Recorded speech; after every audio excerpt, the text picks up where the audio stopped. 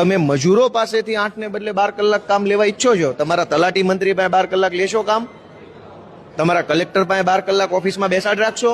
તમારા મામલતદાર, તમારા ટીડીઓ, તમારા રેન્જ ફોરેસ્ટ ઓફિસર, તમારા ડીડીઓ, તમારા પીઆઈ બેસાડશો 12 કલાક ઓફિસમાં?